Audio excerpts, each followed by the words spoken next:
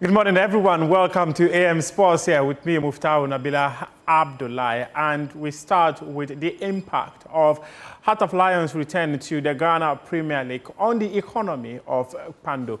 My colleague Haruna Mubarak paid them a visit during one of their Ghana Premier League matches and put together this report. Welcome to Kpando, the home of Hearts of Lions.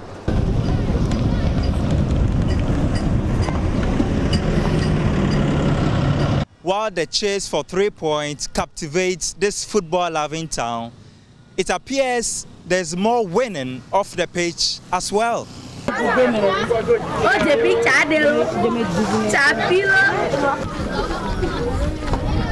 The day began quietly, almost too quietly, as if the town were holding its breath. With less than 2 hours to kick off, Hearts of Lions made their entry.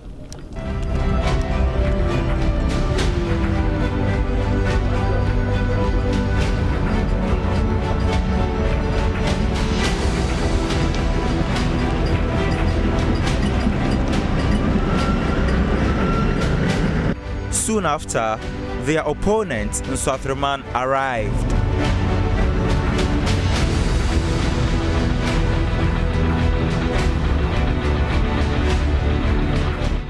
But still, the park remains subdued. As the clock ticks closer to game time, a transformation begins.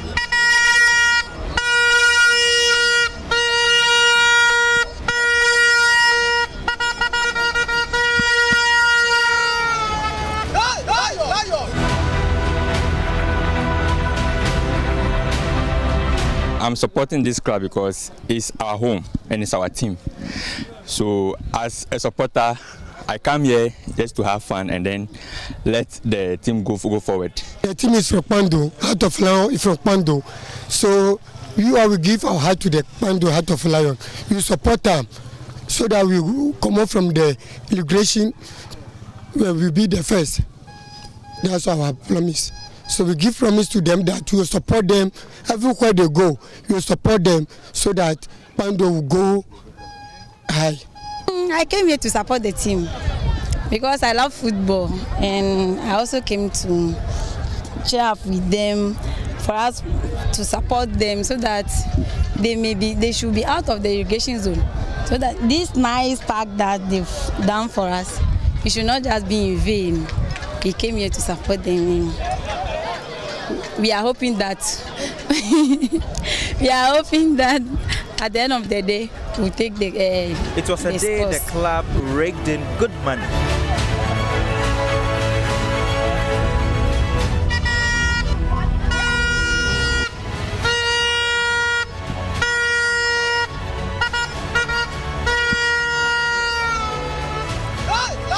The venue, with a capacity of over 2,000, was full. Tickets ran out, and the traditional method of verification had to be used.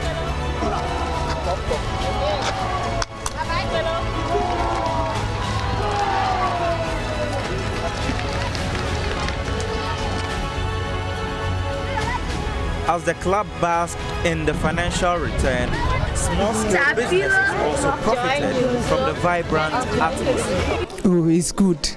I'm a lot of invited water. What and what do you sell? I'm selling water, pure water, Vortic, Planet, and Rush. Okay, so selling here as compared to other places. This one is better. Why? Because the people are coming plenty. They buy it, then you go to house. You know much. You are not taking a lot of much time before you sell finish. So you make a lot of profit. Yes. I have been selling at this venue for the past 3 months and business has been good. I could make 700 cedis per day. Today has also been positive. 7 million. The impact of football here goes beyond those in the stadium, with the transportation industry thriving considerably. Bikes and tricycles, the preferred mode of transport. Because we say first, you know, me wo me nya juma bia bet me wo team num na is me twi me nya kapaga twi. My work has been going well. Initially, I was jobless, but now I rely on this tricycle. I've made a good amount of money and feel better. In fact, I earned 10,000 cedis from this business, which allowed me to buy this tricycle. 100 million. The hope in Kpando remains strong. Many residents wish to see the club remain in the league, continuing to contribute to the town's lively and booming atmosphere. Haruna Mubarak from the Kpando Park for Joy Sports.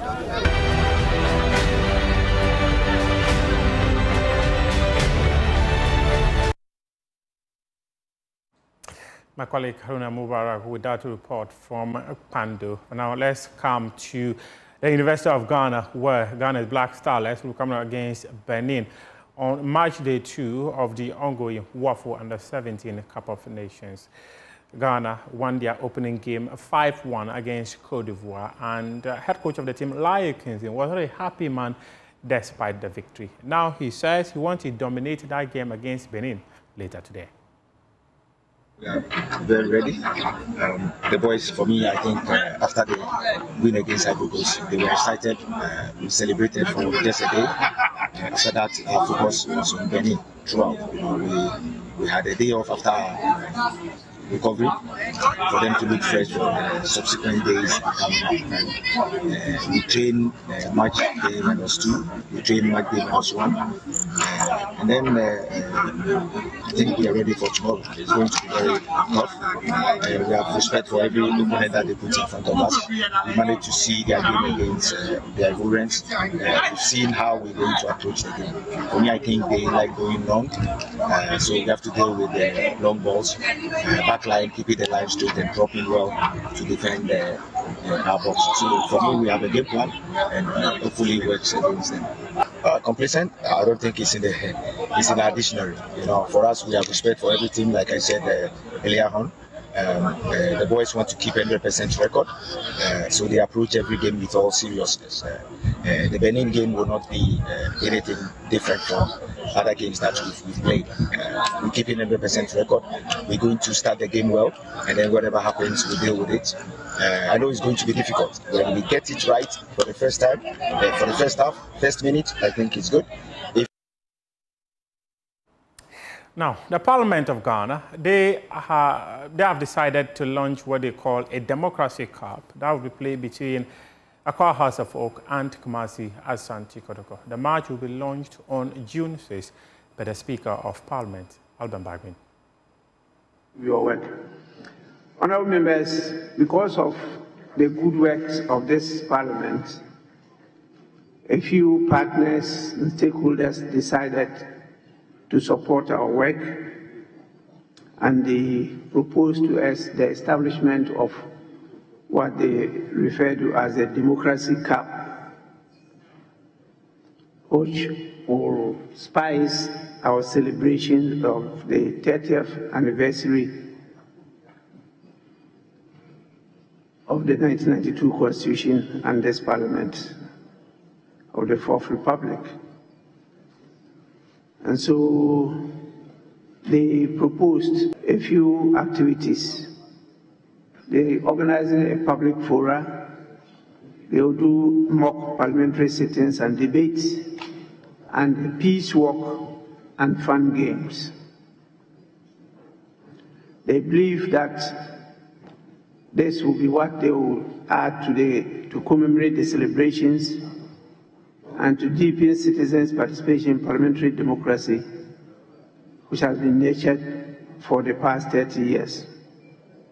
Parliament and the Parliamentary Service, in partnership with them, initiated this Democracy Cup, which they play annually. So they propose that it be launched on Thursday, 6th June 2024 in Parliament House here. And that will be followed by a pre-match event. And the maiden event to be held will be on Friday, 5th July 2024 at 6 p.m.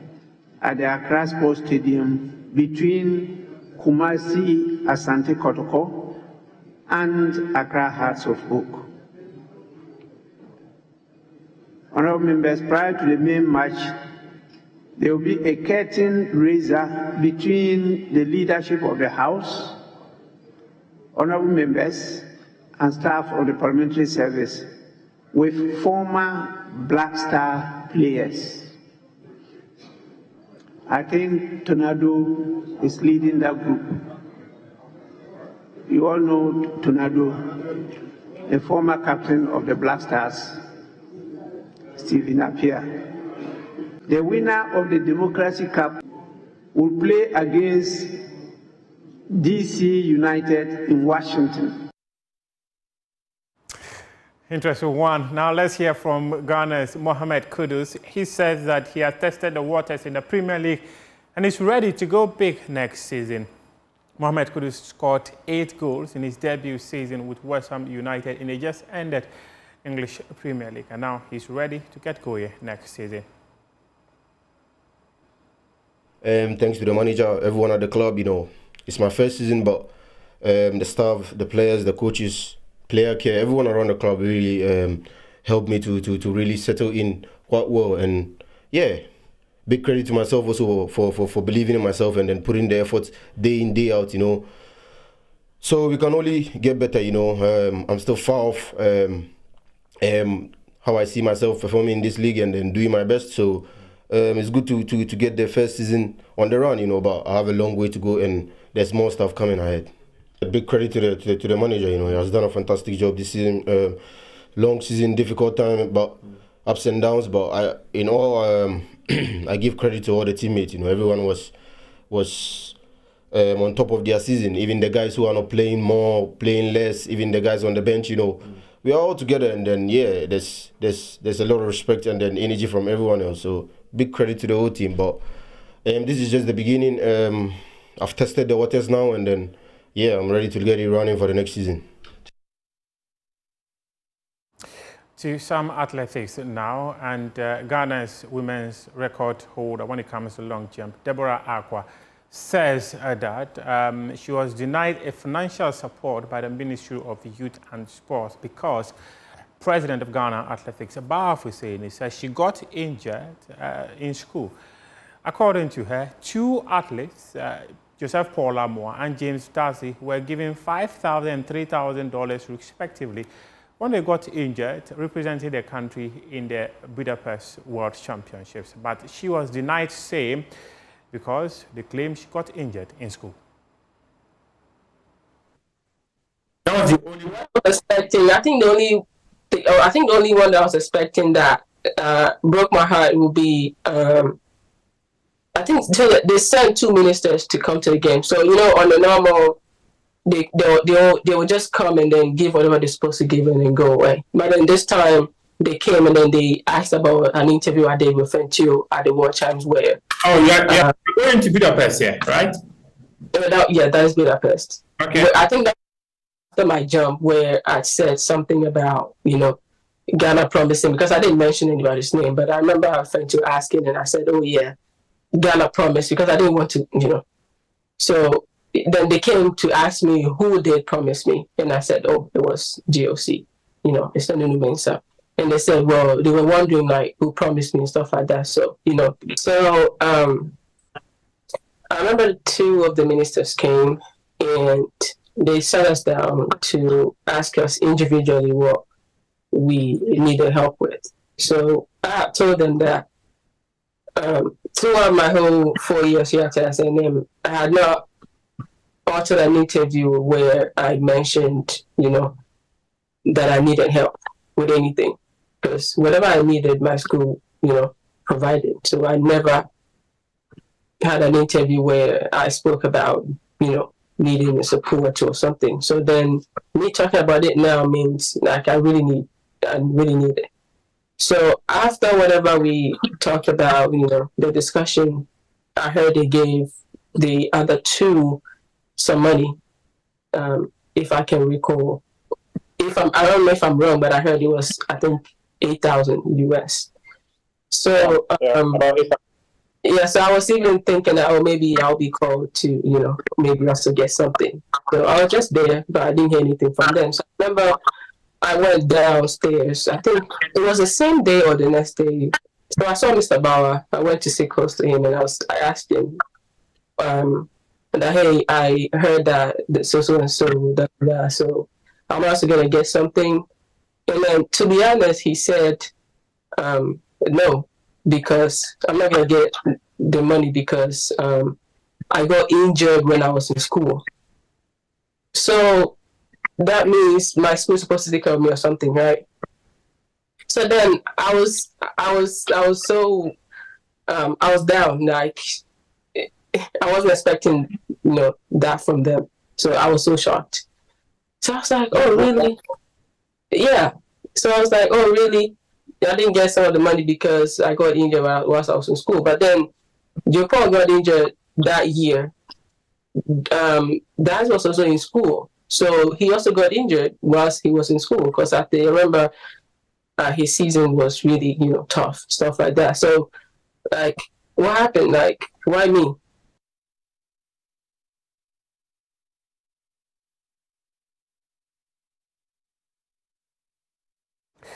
The president of Ghana Athletics, Bar Fuseni, has reacted to this conversation that Deborah and I had. And he says that the money that the Ministry of Youth and Sports provided was meant for athletes who got injured during the competition.